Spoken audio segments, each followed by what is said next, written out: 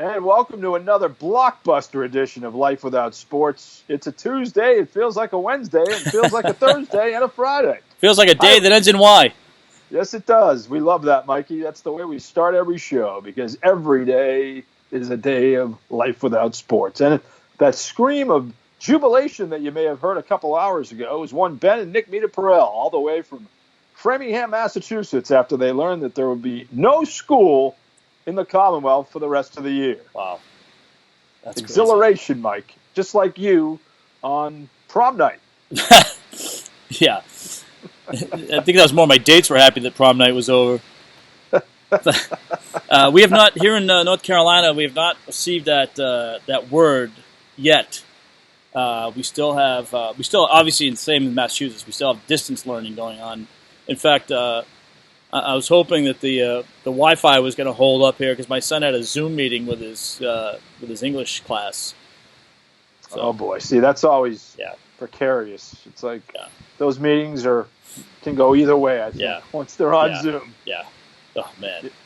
How'd you like to be the teacher of that free for all, right? Because kids will say that. I mean, he's 13, 7th grade, so. Hey, I deal with that, man, at Fusion Academy. I know. I was an academic. I was a surprise guest lecturer the one day.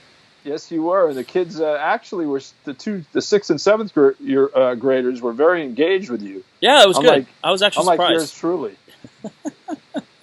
You need to back off the camera a little bit, mate. You're like stuffing the camera. You need to just back up. Well, stuffing the camera. Now we're getting. Yeah. Now we're back to the Laura, Joe Buck. you don't have any overhead. You need some more overhead.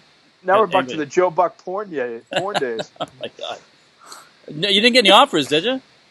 No, but I've been waiting for them. What we might have to do is mention that every day. Yeah. And say that we are willing to negotiate. Right. $1 million, I know, might be unrealistic for those of our ilk, but we're willing to talk about $575 to $675. Well, and we're talking to somebody tomorrow who's not in that industry, but he's in a related industry of show business. Movies and television. Well, he might know some people in the Valley that could help you out. He might not have ruled out porn at one point. He might not have. But not that he's going to admit to. That's a good tease that we will get to at the end of the show. Right. And don't forget, Life Without Sports. You're viewing this on the Life Without Sports YouTube channel, so make sure you like us and, more importantly, subscribe. Yes, very important. Always press that subscribe button. Yeah. The word is out, Mike, around the Commonwealth. Perhaps Governor Baker will be subscribing before you know it. Maybe we should get Governor Baker on. I could work on that. I don't think he's very busy right now. No. But just tell him. Yeah. Charlie, I call him Charlie. Yeah. It's hard for me to call him the governor after I knew him when he was going to every Harvard basketball game. Yeah. I was broadcasting the games. Did you ever call him Charlie on the MTA? I call him Chuck, I think. Oh, Chuck. Chuck. Yeah, I called him Chuck. I don't know if we ever went to Chucky, but Chucky. The post-game, Chucky Duke's one of your favorites. Yeah. The post-game, or the tournament. Spider White Banana. The Harvard dinners were always great because they were always at the Harvard Club. Yeah. The post-season dinners. Right. Chuck Baker was always there with his father, and we would sit at the same table and yuck it up a little bit. Yeah. And, I always said to him, "I bet you I could see you being president someday," and he would always laugh. Yeah. Because back then he was big wig at the Harvard Partners Healthcare. Yeah. And now look at him. I knew, Mike. I can sense political greatness. Well, people don't they see the BC Eagles emblem right there, but you were one time the voice of the Crimson. I was the voice of the Crimson, and I did TV football and. You probably had the lowest GPA of anybody in the building, right? Oh, there's no doubt. Matter of fact, they checked my GPA before I got the job. Good thing they didn't check your W-2. I was what's known as a Prop 48. Prop 48 broadcaster, I love it. Prop 48 broadcaster, right. Oh, my W-2, forget it. Yeah, forget it, yeah. Let me put it this way. The $40 billion Harvard endowment never trickled down to me. Well, they're catching heat for getting about $9 million from the Department of Education. Speaking, it's so ludicrous. The fact that Harvard got a donation. That is. How about splitting that money up amongst the general population, or I don't know, small businesses that really need it? Right, and some of those big businesses like Ruth's Chris, I mean, I get it. Look, this is hard times for everybody, but the mom and pop restaurant needs that a little bit more than a nationwide chain. Oh, totally. Our good friend Jen Royal at Table Boston, one of those restaurants we recommend you support. Takeout is a bustling business right now for many of them around the Boston area, and they need your support. I don't know if you guys have been supporting the Mecklenburg County restaurants with takeout. Yeah, we have. We've done probably about 2 or 3 a week. Usually it's like we'll grab dinner. Today it was Sam and my wife and my son wanted to get Chick-fil-A, so she wanted it for the Diet Coke. He wanted it for the spicy chicken sandwich. Chick-fil-A is really hurting. My God! If forget about what you think about it from a political standpoint, because I know there's some people that don't like them for their politics. I'm one of them. Yeah, but if you could have invested in Chick-fil-A like 10 years ago or got in on the ground floor, you'd be a multi-millionaire. Those franchises are ridiculous. Yeah. I mean, it's like just a license to print money. I went to one the other day that the lines were through the roof. The one thing they do well, though, first of all, they are keeping social distancing. Right. They are wearing masks. They are wearing gloves, and they keep it moving. Oh, they keep, yeah. I was not in that line for more than 5 minutes. That is, Chick-fil-A should be an example of management and people moving. And this is even before the pandemic, John. Like, some of there's one that's around the corner from where John's school is, and it's, you're very familiar with Woodlawn.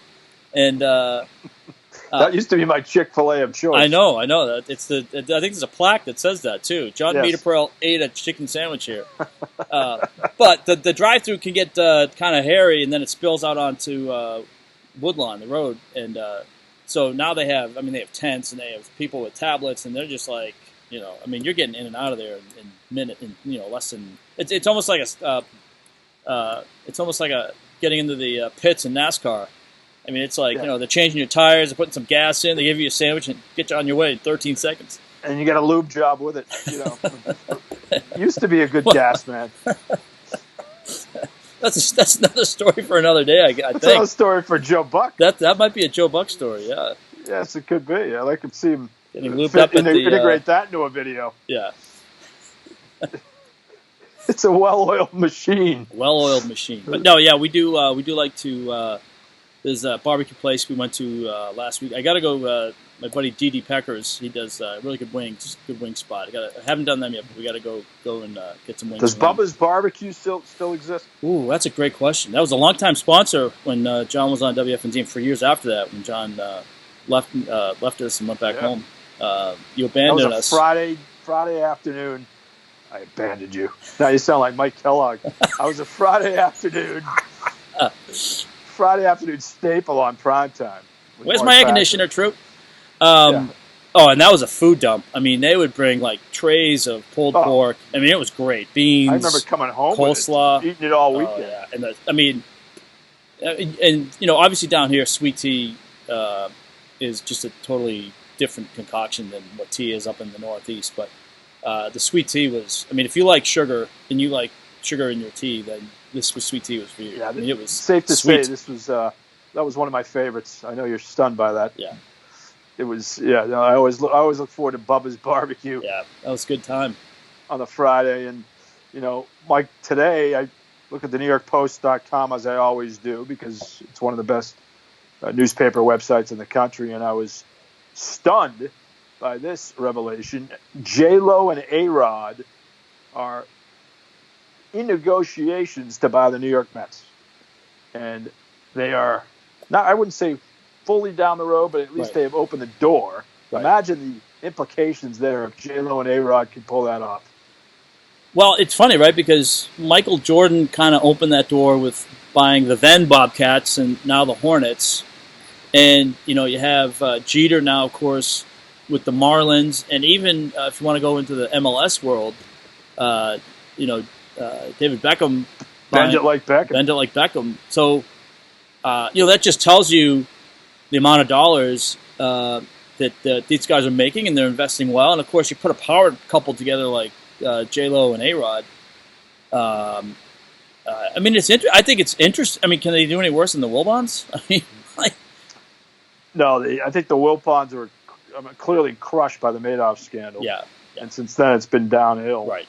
I think. Well, and the financial resources have been drained. I mean, or at least severely tapped. Well, not as much as they would they lead you to believe. That's the problem amongst Mets fans. They always thought the Wilpons are cheap and not spending enough, and they were just hoarding the money. But then they had a deal with Steve Cohen, a hedge fund guy you're familiar with. Now, does Bill Maher have right of first refusal? I think he does. Bill Maher's been on fire during the pandemic. I'm not a huge Bill Maher guy, but he has been excellent during this pandemic with his daily briefings. Yeah. But I digress. But Steve Cohen, yeah, you're a big fan of the show Billions on Showtime. Oh, yeah. He was the inspiration for that show.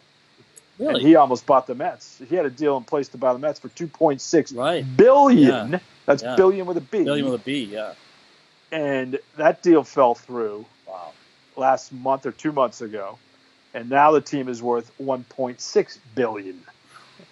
So, span of a month and a half, it's gone down $1 billion, which is probably why A-Rod and J-Lo say, "Hey, we can do this." Yeah. Although they're worth a combined. This is like Mike and San Pacheco, a combined $700 million. Wow. Yeah, and they're looking for partners. Yeah, they're going to need some help. They're not going to be able to do it all on their own. Maybe Bobby Axelrod will help them out. Bobby Axelrod, maybe. See, you share some predilections with Bobby Axelrod's buddy there, right? Giamatti, Paul Giamatti. Wow, I mean, talk about Paul Giamatti's what character. An interesting storyline that. I mean, coming out of the box with that. I don't know if that's the right term I should use, but no, I think it's one of those surprise curveballs. Yeah. Yeah, that was a great. Did you ever meet Paul Giamatti on your baseball travels? No, I have not met Paul Giamatti. Obviously working with Joe Castiglione, he knew his father, obviously, Art Giamatti. But no, I never met. I would love to meet him. He is what a dynamic actor. When you look at he's done a lot. The range of roles that he's had. And he's been, I mean, I don't know if he's had a clunker. I mean, he might have been in some movies that weren't good, but he wasn't. I mean, he was great. I mean, he's been... he could pretty much play. He was great in Howard Stern's Private Parts. Oh, yeah. He was Pig Vomit. Yeah. It was kind of an indie film, but the one about the wine in Napa Valley, he's good in that. Yep. I can't remember the name of it. Excellent. That was good. I mean, he's great in Billions. I mean, he's a great character. I mean, he's really more than a character actor, right? But he brings great depth to his characters. Yeah, he does. He has a lot of range, as they say, Mike. Yeah. He's kind of like you in the outfield. He's a little more than adequate, I would say, though. A little more than adequate. I was adequate, but I'd say he's a little better, a little more rangy than I ever was. But he's a five-tool, one of those guys. Five-tool guy. Five-tool actor, which we, again, coming up tomorrow, we'll have another five-tool actor that we can talk about. Yeah. Who will be joining us on Life Without Sports. And I'm sure he will have a comment. The thing about the guy we're going to talk to tomorrow, he can talk about anything. Yeah. And sports is at the heartbeat of his hot zone, so to speak. Right. Yeah, and has, has done different things. I mean, it started out, I guess you could say, some ESPN commercials. Is that a fair? That's a fair assessment. That parlayed that into. That was his unofficial launch into the entertainment world. And since then, it's been a meteoric rise. Meteoric rise. That's correct. Yes, just like Pacheco. Not unlike Life Without Sports. Yeah, well, you can succumb to this eventually. Yeah. Well, the good thing is we can continue this when the pandemic's over. We can just call it Life with Sports. Then it's not really intriguing, though. Then it's like an everyday thing. Right. Now it's I know. Now I it's our everyday music. People say, "What are you doing?" I'm saying, "Well, Mike and I are talking to ourselves and three other people, so we're getting ourselves, at least we're energized. It makes us want to get out of bed every day. Yeah. But that's one of those things where Mike sends me some research materials. He says, "Here, read this article." So today. But I will to get back to before we get to that though. Just a final thought on: does that energize the Mets fan base to have J-Lo and A-Rod as the ownership group? I don't think so.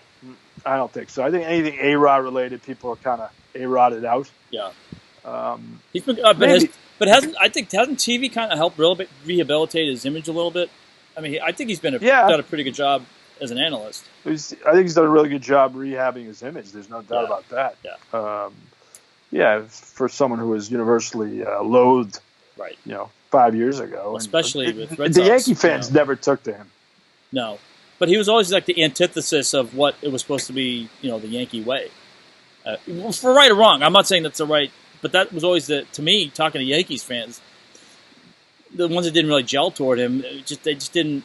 He was kind of the antithesis of what Jeter was all about. Yeah, he was. And what the Yankees, classic, right? He was your classic freeloader. He was a classic, just guy you could buy and plug him in there for a year. Now, this is not his fault, and I think almost anybody in America would have signed the contracts that he signed. But I mean, he was a mercenary. But he almost set himself up to not to. I hate to say use the word fail because can't say the guy that's made that much money has failed, but he never really lived up to the contracts. I mean, talking to guys in baseball at the time, I mean, there was no doubt in their minds, a lot of the guys I talked to, that he was the best player in baseball. But he never really garnered that, that sense of. I mean, he was a superstar, but never really got over that hump of, like what we were talking about with Jordan. Like, Jordan was a superstar, and he transcended the sport. Based on the numbers we saw yesterday on the ratings, 6.1 million people. Right. An average. And another 5, I think it was like 6'3" and 5'8" for the 2 episodes. That's damn good. And that was amazing. Those are for those of you not into ratings, those are huge numbers now. I mean, those used to be numbers that were like, fluffed off in the 80s when 6.1 million people were watching The Facts of Life, and Silver Spoons, the Mike Pacheco story. Oh, so last night there was nothing really on. And Sam, my wife, likes to watch the news before she goes to bed. So we kind of had this like dead time of like half an hour. And I was on Netflix, and what am I going to watch? Cheers came up, so I watched the pilot episode of Cheers. Oh man, classic. Yes. And it's still, I mean, it's a little dated because of the clothes, but I mean the storylines, just it's one of those ones you can watch anytime. Yeah. Although. What are you watching now during the pandemic? I just started. I know I'm about 5 months late. The Morning Show on Apple TV. Oh, is that good? Which is excellent. Jennifer Aniston, right? Jennifer Aniston, Reese Witherspoon, Steve Carell. Yeah. Many character actors you'll recognize. Yeah.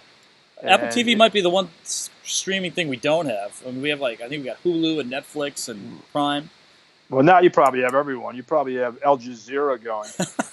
It's Al Jazeera.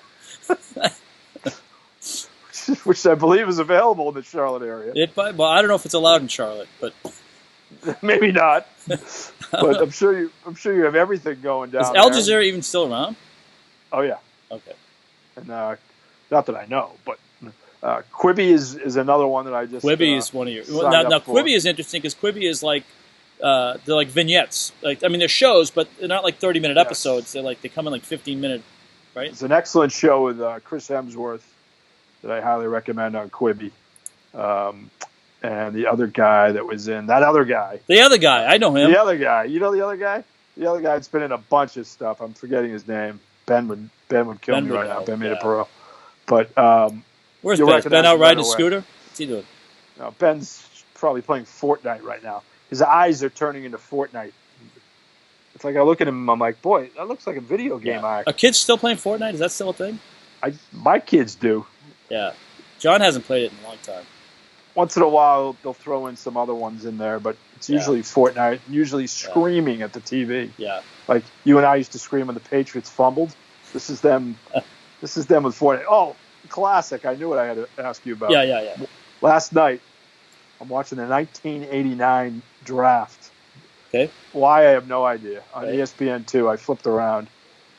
Mel Kiper looks so stilted, by the way. He's come a long way in 31 years. He was like talking in clip sentences. He wasn't comfortable. Yeah. He was kind of that was kind of in the infancy awkward. of Mel Kiper, right? I think mid-'80s. Yeah, this is 89. So he had started to climb up a little bit. But it was just it was so awkward. He was there with Bob Lee. They're sitting at like the Marriott Marquis. Yeah. Hunched over pavilion desk. And let's go to Pete Axtome. Pete Axtome. Oh, yeah. Pete Axtome, you name it. Of course, Andrea Kramer, Yeah. Chris Mortensen, Joe Theismann was at the desk too. But so the Patriots pick comes in '89, and they're at, I think, 16 overall.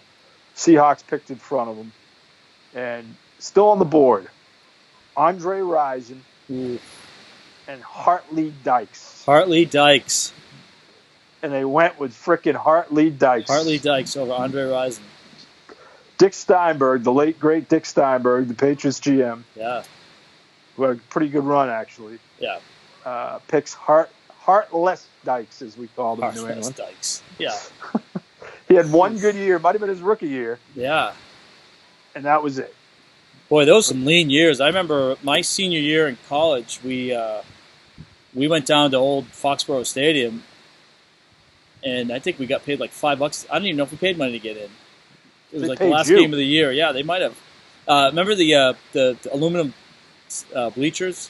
I have one in my house. Yeah. Do you really? I do. Yes. I have a segment of the old Foxborough Stadium. Yes. Wow, that would be kind of cool. Have you mounted it, or is it like in the? It was mounted by a good friend who actually gave it to me, and it's a piece of the bench. Yeah. It actually has Mike Pacheco's name etched in the bench. I'm sure it does. Mosey sat here.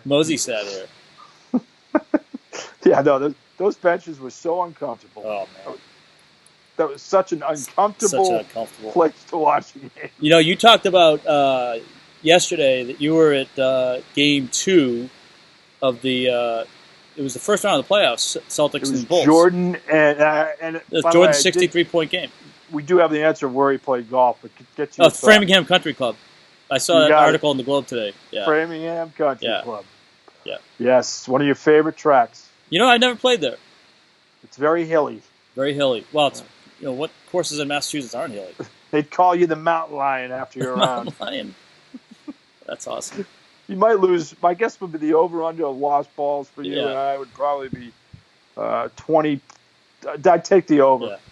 You know when people ask you, I mean, this doesn't happen a lot, but every now and then they'll say, give us like a trivia, something people won't know about you. I don't know if this would qualify as that, but along with Joe Castiglione, I was at the last Monday night football game at Old Cleveland Stadium.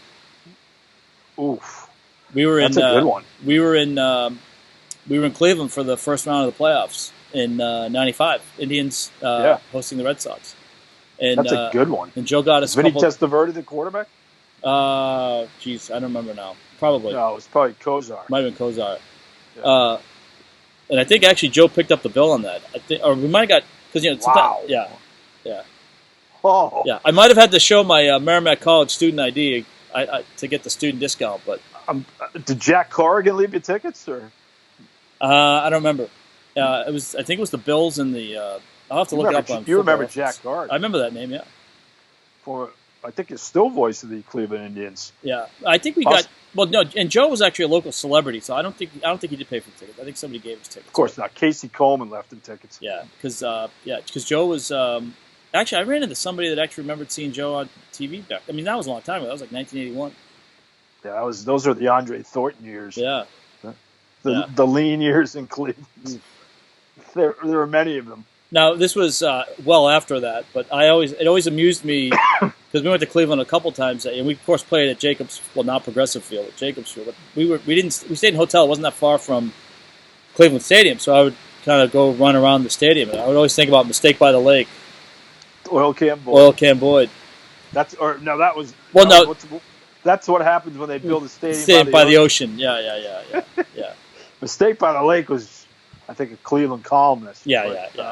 No, I was mixing metaphors there, but it was that's what happens when you build a stadium near the ocean. Yeah. Yeah, that was Oil Can's favorite, famous quote after the Red Sox and Indians played in a fog game. That was '86. Yeah. The Red Sox won 24-5.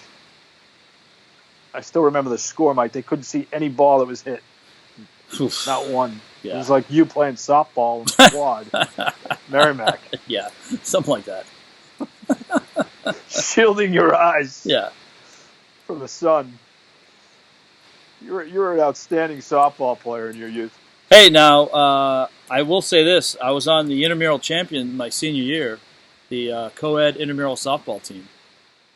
Oh wow! Yeah, so You throw out the records I when was Merrimack. I was the second baseman on When that team. Merrimack So gives you the little right trophy for that. field. Yeah. Oh, You hey. played second base. Were you like Jody Yeah. Reed? I was kind of the Randy Kutcher of my softball team. Well, I was a kind of utility guy. Could do it all. you could do it all. Maybe a better comparison for White Sox, more like a Larry Garcia. Play the And infield, people out there left field. saying, "Who the hell is Larry Garcia?" Yeah. Well, except for the people that are White Sox fans that watch this. Of course, a lot of White Sox fans. We welcome them. Yeah, we got a lot of that. Hey, well, as you're one of the voices of the Charlotte Knights, the White Sox AAA affiliate, and today you saw something interesting on social media regarding the White Sox. What was that? Yeah, it was kind of interesting. There was two stories really. The first one is probably more prevalent to our times, but the doctor was talking for himself. But the White Sox doctor, the team doctor for the White Sox, of course I didn't write his name down, but he was kind of playing out what it would like and the possibility that baseball could come back. Now, obviously, no fans. But the one thing that he said, John, really echoes what you and I have been talking about for weeks, is that, know, anything that happens to bring, and this isn't just sports. I mean, I think this is going to be everywhere. But what I took out of that article, probably the same thing you did, was just we got to get available, immediate testing. And we have to change our mentality a little bit too. I know a lot of people. Knock on wood. I've been very well blessed with health, and I haven't missed a lot of time due to sickness. But you can't Don't jinx yourself. I know that's why I said knock on wood. Yeah. But you can't. But you can't be an Iron Man. If you don't feel well, if you got a temperature, you got to start thinking about yourself, but also other people. So I think moving forward, that's going to be a thing. But it's available testing. It's contact testing tracing. is huge. Yeah, it's herd immunity. It's making sure that if they do pull out this plan for having baseball come back, we have to make sure the testing is going not just to baseball players and staff. It's going to the people that really need it. Right. And that can't happen if it's baseball only testing, or they're taking away tests just to test baseball players and they're not testing other people. Well, no, but that's my point. This isn't, this shouldn't be instead of. I mean, we need to get to the point where testing is readily available for everybody. Yes. That should have already been done, by the way, President Trump. But thank you. We digress. Yeah, we digress. That's what we do on this show. But that's a big component of what his plan was. And they're getting there. I mean, it's not. It hasn't. You're right. It hasn't rolled out anywhere nearly or quickly as it should have. But that's the. My fear with what some of these governors are doing, which is really frightful, is what happens if this needs to be like threading the needle, right? To use a sports term. Georgia's opening up everything tomorrow. Georgia's opening up restaurants. If you're, I don't know if anybody has done this, but it was like, it's like the tanning salon, it's the nail place, the bowling alley. Well, wait a minute. But it's like the what was that show on MTV with Snooki? It was like Gym Tan Laundry. Yeah, it's GTL. Gym Tan Laundry. No, they're opening up everything in Georgia. The Atlanta mayor said, she doesn't feel like they're ready for that yet. They're not ready for the restaurants. They're not ready for the movie theaters. They're not ready for public gatherings of over 20 people. They're not ready for any of that yet. And here's the governor saying, we're going to open up business tomorrow. Yeah. On Wednesday, here we go. Time to resume our lives. No, I'm sorry. It's not time to resume your life. No. And Dr. Nick Verma is the White Sox team physician. He's been the team for a long time. You're thinking of the Jersey Shore, by the way. Jersey Shore, thank you. But, obviously fans got to be out of the equation early on. But it's all going to come down to testing. And I think people are going to look intently on what's going on. The beaches and some beaches in Florida have opened up. And you look at what's going on in Georgia. Here's the thing. And you and I think, have been pretty upfront about this. I mean, we obviously want everybody wants the economy to get going. That's an important piece to this. It's an important piece moving forward. But of course, I had a history teacher at Merrimack College, and he said, the reason why you study history is so you don't repeat the mistakes of the past. And back when they had the influenza, 1918, 1919, they had a huge parade. I think it was in New York City, because they thought they were out of it, and they weren't out of it yet. They were still, they were still coming down from it, and then I think they had like another boomerang of the influenza. Yeah, and that's what I'm worried about. I think all the experts are worried about. Will there be a boomerang effect here? If we're okay for a couple months, and then it comes back in September and October. Then what do you do? Right. You shut everything down again? Right. We're back to where we were? Right. So let's make sure that we have a definitive track to follow, whether it's a vaccine or whether it's making sure that we know what we're doing. And, let's stay on that track so we can all get this thing going in the right time. Yeah. It's disturbing to hear all these governors, and Trump's given them more power than probably they should have.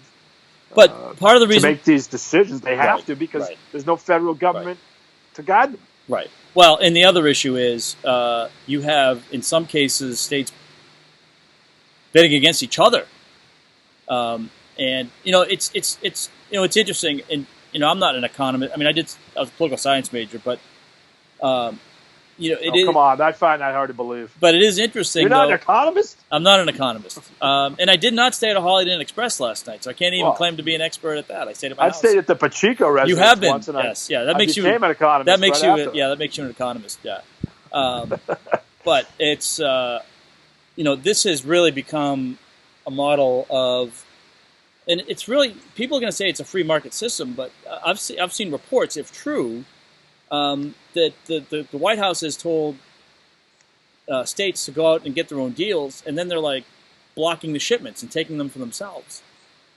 So it's like everybody's winning but the states, because by making this more of a free market solution, people that have stocks of PPE and masks and stuff like that, they're getting money. They're making money on this deal.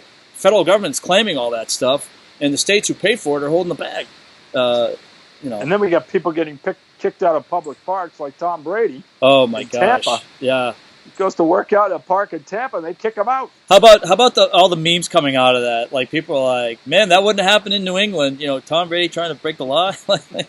He goes down to Lars Anderson tomorrow in Brookline, back where he used to live. Yeah, that never would have happened. They might have taken a look at him and said, it's Brady, let him stay. But the irony is, like, Florida is not as bad as Georgia, but as far as being kind of lax on social distancing, it's interesting that they would thumb their nose at that.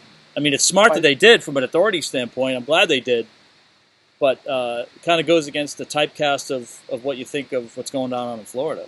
Yeah, well, Jacksonville now with the beaches, they're trying to say they are keeping 6 feet away. They're making sure they regulate that. I don't know how that's going to be possible. But how about these knuckleheads that are protesting? They want to open up, and I'm not saying what their protest is wrong, but they're not following social distancing. If anything, they're thumbing their nose at it, and they're doing these marches where they're clearly within people's personal spaces, and they're not wearing masks. And science is there for a reason. It's like, and you can refute some things, and if you have a scientific approach and you have things reviewed and peer reviewed, and you offer your own evidence, and okay. And did you hear this, Karma? There's a guy in Columbus, Ohio, who came out on social media. Said it was a hoax. Said it was a hoax. Yeah. Extremely outspoken. Put it everywhere. Yeah. Not a hoax now, is it? He's dead. Yeah. Killed him. Yeah. COVID-19 killed him. And, imagine what his family's thinking right now. Right. Yeah. Like, he just got totally screwed by karma. Right. And how that came back to bite him. And this is not a political show, and this is not a political statement. But what's interesting is, from a leadership standpoint, right? What's going on now is the president makes a statement. The press comes back the next day, will read his quote back to him, and he'll say, "Oh, I didn't say that." It's like, people aren't stupid, No, he's. I can't even. It's come to a point where I can't listen to him anymore. I know. I can't, because every day is a different misstep. Right. But to me, the one thing, misinformation and gaslighting and narcissism at its finest. Right. But even if but this is what troubles me is people don't recognize, like, it's one thing if you like the policy, right? Like, I won't debate that because people have a right to their opinion. But when you condone lying and things like that, like, we've kind of lost our compass a little bit. Like, it's one thing to like the policy. I get it. That's fine. But here is this guy, and it's not just this pandemic. I mean, there's a whole body of lies with this guy, and nobody wants to hear it. It's like, I mean, I always think, politicians are getting off a lot easier than athletes and coaches. I mean, they're held more accountable in post-game press conferences for decisions that are not life and death. And this to me is back to big picture more. This is not just about Trump. I mean, Democrats should hold Democrat candidates more accountable. I believe that. I think we should all hold our elected officials accountable. Doesn't mean whether it's your guy or not. But that's out the window. Yeah. It's totally out the window. It's the Wild West. Right. By the way, I'm all over the map. The guy I was thinking about in the Quibi show with Chris Hemsworth, Christoph Waltz. Christoph Waltz, the other guy. Thank you very much. It came to me in the middle of your Donald Trump. I was on my soapbox. Well, see, here's the thing. My filibuster allowed you time to either Google it or think of it. No, I thought of it. Google it, man. No, the human Google right here. Human Google. It's the human meter per hour Google right up here. The human meter per hour Google. So it's weird how that stuff comes to you. That's funny. We certainly have gone all around the map today. And without further ado, we bring you our special guest tomorrow. Yeah. We need a drum roll, please. Just to get on shots for not doing this on the morning show. Yes, thank you very much. It would be the legendary, the great, the pride of Manchester, New Hampshire, and the University of New Hampshire. Yeah. One Mike O'Malley. Yeah. Who will be joining us tomorrow on Life Without Sports. Yeah, excited to see them tomorrow. It'll be fun. Humble abode in Los Angeles. Yeah. So it's going to be a lot of fun to talk about his new show. No snow in LA. Snowpiercer. Snowpiercer. TNT. Okay. It's coming to TNT May 18th, I believe. And we will talk to Mike about that. And he's had an amazing number of projects in the last decade. Stuff that you'd say, oh, yeah, Mike O'Malley was in that? I didn't know that. Yeah. And there's any number of things we could talk about with the great Mike O'Malley. Well, this is, I don't know if 6 degrees of separation will count, but one of John's friends and teammates, his dad was on the Sully flight. Oh, yeah? And, Mike O'Malley played one of the investigators, FAA investigators, in the Sully movie. Yep. I didn't know you had a friend that was on that flight. And if you remember, Brian Gowdy, so VB's brother Brian, he had a friend that was on that flight too. And so this was like right after that. I want to say within a couple of weeks, VB came down here and he actually shot a piece with that guy, and they aired it back on when VB was doing Fox 25.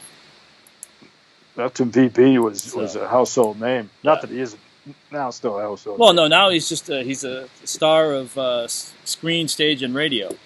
And WRKO. Yeah. What's it called? VB in the Middle, I think, is the show. We knew him when he was just just worried about Jeff George and Jamal the Dirty. Well, I have to be kind to VB because we could do some damage to it. Not nothing serious, but damage to his rep. Is that what you said? Yeah. No, just not. I didn't mean damage. That's the wrong way to put it. But we could have a lot of fun going back and forth. It wouldn't be funny to anybody but us. But he might have to be a guest here on our. We should get him on our mess of a show. Yeah. I think he would enjoy that. We can always talk food with VB too. He's a big foodie. Pizza ring guy from Chestnut Hill days. Beacon, Cleveland Circle. Yeah, and a guy that could go deep with you on Atlanta Falcons trivia. Oh, huge Falcons, and a movie buff, big movie buff, VB. Yep, big movie buff, big boxing guy. Yeah, I'll never forget. I forget how it came up, but I was talking to a friend from college, and she was like, "Wait, you know VB?" Yeah, I know VB. He said, "What is it like? You know Prince?" Yeah, It's like, wait, you know Mike O'Malley? You know Magic? You know Jordan? Yeah, you know Jordan? You know John Meter Perel? Well, Well, you got that a few times. I get that all the time. I know you I got get that all the a few time. times. I'm standing in line at a deli in Charlotte, and so, hey, aren't you the guy that's friends with John Mita Perel? Yeah, right. Oh, yeah. Ordering like a pound of roast beef or what? No, pastrami. Come on, man. Pastrami? Well, pastrami on rye. Corned beef on rye. Yeah. Corned No beef on schnitzer rye. rye. Yeah, it's Schnitzer's rye. Order a side. You know, I've had a hankering for some matzo ball soup. Oh, I bet. In this pandemic. Yeah. Nothing feeds the soul like matzo ball soup. I found some Panera tomato soup at BJ's. So I bought that in bulk. You just gave me the Larry David. I just gave it's okay. It's all right. You know who we need to talk soup with is Friedman, my partner on the Winthrop games. Dave Friedman. But somehow that doesn't surprise me that Friedman likes soup. No, one time I'll let him tell. We'll get him on and we'll have him tell the story. But he one time bought soup in bulk because it was the line was being discontinued. So he put the word out. He put feelers out to everybody he knew, and he ended up with what was it, minestrone or something? No, it was Dave. He's got his. He's quirky. He's particular. It was like an organic a mini Larry David. No, it was like it was like organic Wolfgang Puck soup, and it was like bought out. It was bought out by like a big conglomerate, and they were changing the recipe or something like that. He caught wind of it, so his wife bought he went on a tirade. Yeah, so I mean, he had it for. I mean, there still might be some in his cabinet, and that was probably 10 years ago. Oh my God! Yeah, he's very. Yeah. So he was a doomsdayer before doomsdaying was popular. He's idiosyncratic, as we say. Yeah, particular. That's a big word. Particular. Particular. He likes what he likes. He knows what he likes. He likes what he likes. And Mike, now it's time for the cheap plug segment of our show. Yes, go ahead. Feel free to give yours, and or I'll give mine first. But tonight we are doing another BC Football Zoom session. Oh, nice. You can find on the BC Football Twitter handle at BC Football, and we're doing it live at 7 with the legendary members of the 2014. And this is the West Virginia game? They upset West Virginia in Morgantown. In Morgantown, yeah. That was the year before I started broadcasting the games. Yep. But I will be hosting the call with Scott Mutrin. Yeah. And we will have many BC football stars of the past on with us from 7 to 9 we watch the game. When are you guys going to do the 93 Notre Dame game? That is on the table, I think, for discussion. The game was already shown on YouTube, so we might have to bring it back. I think the one that we talked about doing was the 84, of course, the Flutie Miami game. Flutie Miami game. Which you have to do. Right. There's any number of them you can pick. Yeah. Especially now, the great idea. And they did the Penn State game a couple weeks ago. I think I saw that. Yep, that was a big win, too. Tony Gonzalez with a big catch in that game. But it's the genesis of it is, everybody's home anyway. Right. And you might as well. Zoom is a great invention. Oh. So you might as well see what you can do in terms of bringing players back. So absolutely. Looking forward to that tonight. John, it's content creation. It's content creation, kind of what we're trying to produce here on. We're trying to produce content here at Life Without Sports. Absolutely. Yes. Otherwise known as The Mess. The Mess. Or those two idiots, I think. It was right. Two idiots. It was those two idiots or Life Without Sports. And Life Without Sports was like a slight. I think we had to flip a coin. How about Two Broke Men? Let's pitch that one to O'Malley. Hey, let's do Two Broke Men. We work for the show on CBS for the girls. Hey, and right? You know what? I got a great scene involving a cranky neighbor, but I'm not going to say anything more than that. All right. I think O'Malley. It will be a pitch session tomorrow. I got to come up with some good scenes. Two Broke Men. Well, I can give them one already that we already have in the back of our minds about involving dog shit in a neighbor. So we can throw that out there to him tomorrow. A spite shit. Yes, and see how that works. That's like our seminal scene for any show we do. That's right. And I could play him when I had the guy that played the Soup Nazi. I could play that scene. Yeah, you did. Mike interviewed the Soup Nazi at the Knights game before, 2 years ago? Yeah, it was like 2-3 years ago, and recreated the famous George Costanza getting no soup for you. What's his real name? You had to ask me that. To the tip of my tongue. And I will say this about him: he was phenomenal. Just a great. Oh yeah, Larry Thomas. Larry Thomas. Larry Thomas. Yeah, I remember you telling me he was a great interview. He was fantastic and just willing to do whatever. And that's still one of my favorite. Like I've actually been lucky, interview wise, with the Knights. We've had some really great talent come in here, but Larry Thomas was one. Corbin Burnson, he was here last year. Was he good? He was great. Peterman was here. I talked to Peterman. I didn't do a skit with Peterman. And you had the hot yoga woman from Curb Your Enthusiasm. Right. And not only that, but turns out she was in an improv troupe with a good friend of mine. So I kind of bonded over at the yogi. Yeah. Look at you bonding with a hot yoga instructor. I'm big with hot yoga chicks. You know what I mean? Not that that's a bad thing. You know, the beard. Well, no one says hot yoga like Mike Pacheco. No. And this is 6 weeks, John. This beard. 6 weeks now. If it was 6 months. 6 to 7. If it's 6 months, you look like one of those guys that has a colony living there. Well, I've had people tell me I should grow it out like David Letterman. I don't know if I'm going to go that. I don't know if you could pull a Napoli off. The Mike Napoli.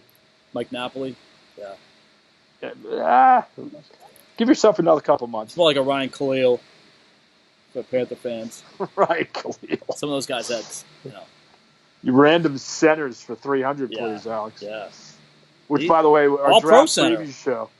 Yeah. Oh, he's always a good player, Ryan Khalil, but I'm not sure many people would know what he looks like. No. But I think Patriots fans might be disappointed that, of course, they always are with the draft. No one knows what Belichick's going to do, but I'm betting on a center. And we're betting on at some point in the draft he trades down. I think he needs to trade up. He needs to get in that second round. Yeah. I think he needs to get a quarterback. Yeah. What's the big term on Thursday? Acquiring assets? How many times? What's the over under on that? Oh, it'd be any number, probably 10. That's what we should do. We should draft terms. Yes, we should. We need to do that for our Thursday draft preview show. I'll take good for culture at the number one spot. Good for culture guy. Yeah. Let's see. Well, it was always bad catch radius. Good catch radius. Shoulder pad level. Pad level's a good one. Okay, we'll save it for the show. Tackles with force. I like that one. Yeah, tackles with force is good. Good leverage guy. Good pad leverage. Good chemistry guy. Good chemistry guy, yeah. Locker room leader. Mrs. Pacheco just chimed in with locker room leader. Student of the game. Shoots definitely. The gap. Yep. Good 2-gap, 3-gap guy. Yeah. How's the gap between his teeth? Is that all right, too? Hey, don't make fun of it. I got a gap between my... I know. Well, hey, nothing wrong with that. Come on now. Nothing wrong with that. Don't make me a bad person. Might have hurt your draft grade. It might have. Now I'm not going to smile. I'm just going to lower my head so you can't see it. Lower your head, please. Everybody lower your head. But, yeah, so we have a jam-packed week coming up. Life Without Sports. Yeah. It's a good thing we're not working, everybody. I know. We have time to prepare. So a lot of time to prepare. But, Mike, looking forward to tomorrow. It should be a fantastic show with Mike O'Malley. Yeah, looking forward to it. Sure to tweet that out and remember to subscribe. Subscribe and like. And leave a comment. We happily will read your comment. And see that little thing at the bottom of your screen? That's our email address. Yeah. Hold on, let me put it up there. There it is. Take camera 3. Yeah. lifewosports@gmail.com. I should probably start checking it. Yeah, we probably have like 300 300 emails, yeah. Well, you can check it too. We're all from a Sam Pacheco. Well, our intern / associate producer Ben Meter-Perel can check it. He's got he's got the login information. I might put Nick Meter-Perel in charge of that. Oh, really? Yeah, we have to give the other Meter-Perel a job. Right. We'll give John a job too. Yeah, get John Pacheco on that. And we have not mentioned this. This is for John Pacheco and all the other gamers out there. The cover of Madden 21. Oh yeah. You got one guess. Who is it? Yeah, I know who it is. Lamar Jackson. Right. Lamar Jackson. Madden 21. The Madden curse. Does that still exist? The Madden curse, or was that broken? No. Well, it's been broken. Because Patrick Mahomes was on the cover last year. Mahomes was on the cover. Yeah. And I think that was broken a few years ago. But Lamar Jackson only had a grade of 76 on Madden. Ooh. And that was cranked up to 92 last year. And now for speed, it's a 96. Wow. And that is, if you're familiar with Madden, that is tied for the highest score ever in the speed department for a quarterback tied with? Probably Michael Vick. Good call. Take a bow. Take a bow, Mike Pacheco. Michael Vick, your fastest quarterback in Madden, and Lamar Jackson. I had Steve Grogan as a close second. I would have gone with Tony Eason next. They didn't even have, that's the shame of it all. In the 80s, if we had Madden, I never would have got out of Western High. Oh, my God, no. That's for sure. Yeah. I would have been playing that thing every afternoon. No. But some people were doing, like, DOS versions of fantasy football. Well, remember Bo Jackson for Tecmo Bowl? Oh, yeah. No one was better than Bo. No, Bo Jackson. No one. Can you imagine if he'd never heard us hit? No, best athlete I've ever seen. Yeah, I mean, just phenomenal. I mean, phenomenal. Jordan is close, but yeah. For as far as doing it all, to play at a high level in two different sports, dominant for a short period. Yeah. Hit the longest ball I've ever seen at Fenway Park. Man, over close to clearing the center field flagpole. Yeah, that's a poke. Uh-huh. That is a blast. Yeah. And it was so effortless, too. Yeah. I mean, just ran like a deer. Ran like a deer. He was a five-tool guy. He was. Made great catches. And hit for power. Wasn't for that hip injury. Yeah. Well, it derailed him for football, too. I mean.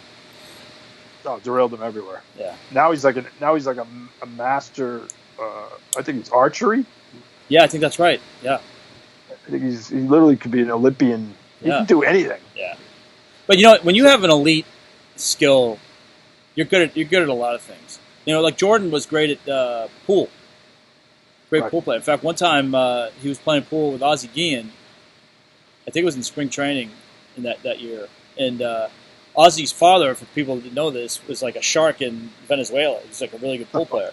So they start playing Minnesota Fats. So they start playing for money, Ozzie and Michael Jordan, and his father's like, no, don't bet him. He's suckering you in. He's suckering you in. All of a sudden, like they're down like $700. This was Chuck Garfien had Ozzie on a podcast talking about this, the White Sox Talk podcast, NBC Sports Chicago. It's a great podcast it's good for everybody, but especially for White Sox fans. But that was a good nugget that Jordan was great at pool. But these guys, they can do a lot of different. I mean, you think about with Jordan, right? Like he took it so seriously.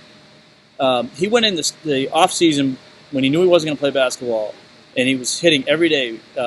Bill Melton, who was a former pitcher, the coach, would just throw batting practice to him every day, giving him tips. And Jordan worked really hard. Now he only hit 200 but he had 30 stolen bases, which that's tough to do.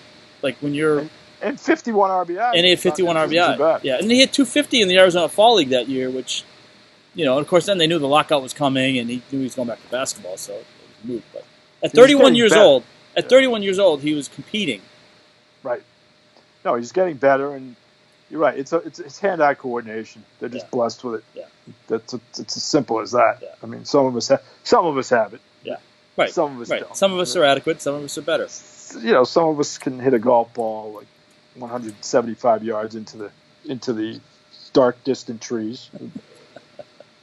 To the left or to the right. To the left, to the right. Yeah. Not necessarily down the middle. Not down the middle, but it goes. It's tough to live with that gift. It is. But Michael Malley tomorrow. We're excited about that. We are. Send us an email, lifewithoutsports@gmail.com. Very excited. Mike Pacheco, it's always a pleasure. Great talking to you, as always. May your tomorrow be the same as today. So long, everybody. So long, everybody.